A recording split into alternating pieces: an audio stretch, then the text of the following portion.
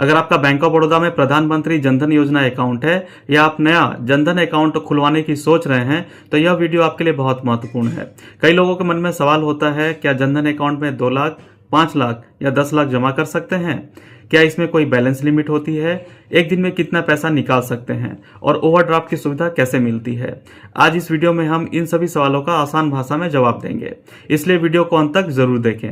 Jan Dhan account क्या है? सबसे पहले समझ लेते हैं कि प्रधानमंत्री जनधन योजना यानी पीएमजेडीवाई क्या है। यह भारत सरकार की एक वित्तीय समावेशन योजना है जिसका उद्देश्य हर नागरिक को बैंकिंग सुविधाओं से जोड़ना है।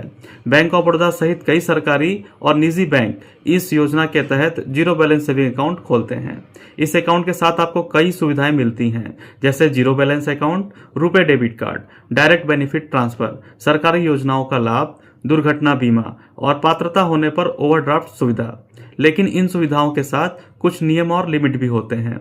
फुल्ली केवाईसी अकाउंट की लिमिट। अब बात करते हैं सबसे महत्वपूर्ण जानकारी की। अगर आपका bank of Baroda Jan Dhan account पूरी तरह केवाईसी कंप्लीट है, यानी आपने आधार, पैन या अन्य आवश्यक दस्तावेज जमा कर दिए हैं, तो आपके लिए अच्छी खबर है। पहली बात, इस अकाउंट में जमा राशि की कोई सीमा नहीं है, यानी आप अपनी जरूरत के अनुसार कितनी भी राशि जमा कर सकते हैं।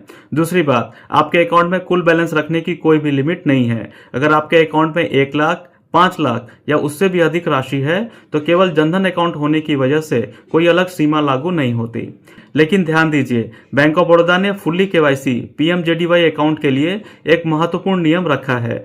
पूरे दिन में कुल मिलाकर अधिकतम 20,000 रुपए ही डेबिट किया जा सकता है। यह लिमिट सभी माध्यमों को मिलाकर लागू होती है, जैसे ATM, UPI, mobile banking, POS machine, शाखा से निकासी। मान लीजिए आपने सुबह एटीएम से 8,000 रुपए निकाले, फिर यूपीआई से 7,000 का भुगतान किया, इसके बाद ब्रांच से 5,000 रुपए निकाले, तो आपका कुल डेबिट 20,000 हो गया है। उस दिन आप इससे अधिक राशि डेबिट नहीं कर पाएंगे। यह लिमिट पूरे दिन के कुल ट्रांजैक्शन पर लागू होती है।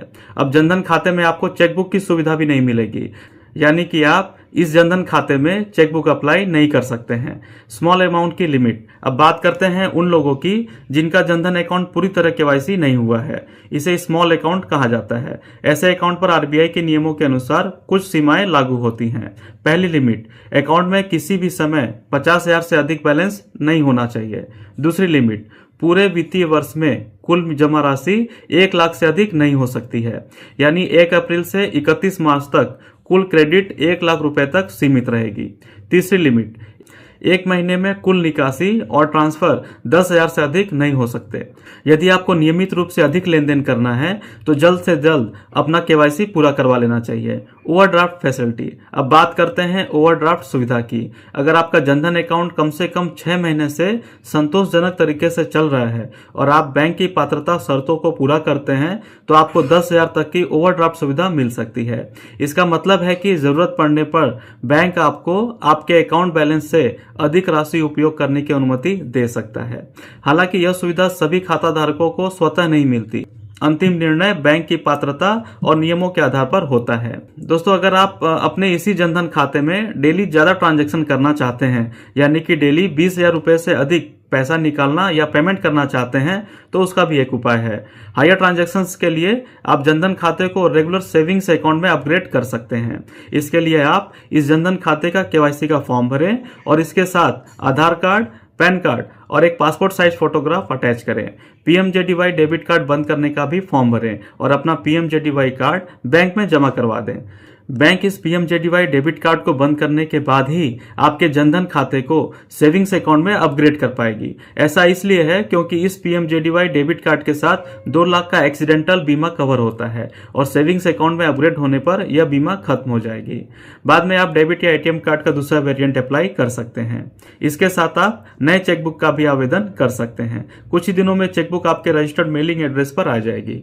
नॉर्मल सेविंग्स अकाउंट में अपग्रेड होने के बाद डेली 20,000 रुपए की कैपिंग हट जाती है और आप जितनी मर्जी उतना पैसा कैश निकाल सकते हैं या ऑनलाइन पेमेंट कर सकते हैं।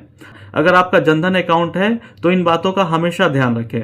अपना केवाईसी समय पर पूरा करवाएं, मोबाइल नंबर और आधार लिंक रखें, डेबिट लिमिट को समझकर ही ट्रांजैक्शन करें, बैंक के आधिकारिक नियमों का पालन करें, किसी भी अफवाह या गलत जानकारी पर भरोसा न करें।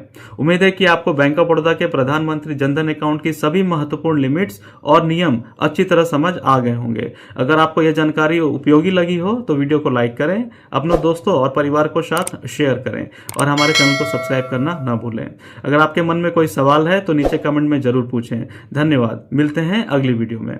यह जानकारी बैंक ऑफ बड़ौदा के उपलब्ध आधिकारिक जानकारी और लागू नियमों पर आधारित है। बैंक समय समय पर नियमों में बदलाव कर सकता है, इसलिए नवीनतम जानकारी के लिए बैंक की आधिकारिक वेबसाइट या शाखा से पुष्टि अवश्य करें।